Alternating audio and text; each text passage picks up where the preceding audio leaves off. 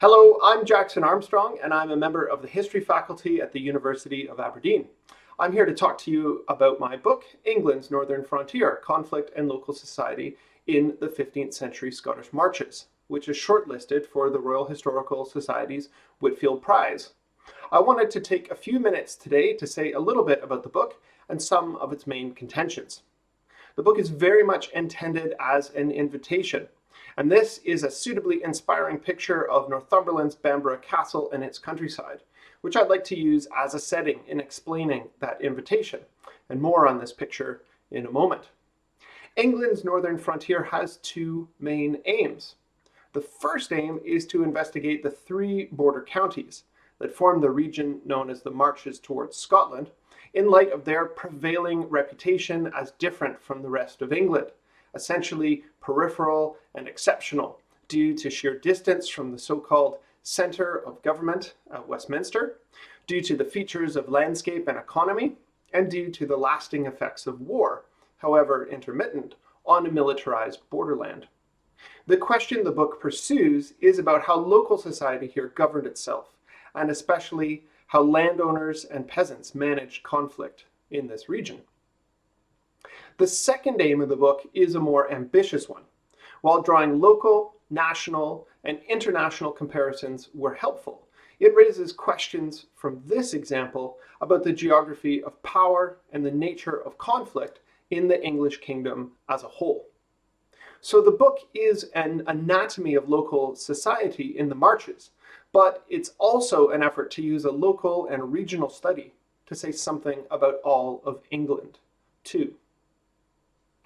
I'd like to give just two examples of topics which are developed in the book. One is the idea of the frontier. The book argues that just because the Marches were at the edge of the kingdom, ideas of periphery and center are not very helpful in explaining the region. Instead, it advances a view of the frontier as a boundary and a gateway, and of the Marches as a region defined by outward-looking localities, which straddled internal county boundaries. The other is the phenomenon of feud and a culture of vengeance. And this document is an arbitrator's award from Westmoreland, like so many other documents of its kind familiar from other parts of England. It's a good example of the sort of source base this book is built on. What's interesting in this document is its provision for a lowly submission by a killer to be made to the widow of his victim following local custom, and for three men banished from the county to be liable to suffer revenge lawfully if they were to return.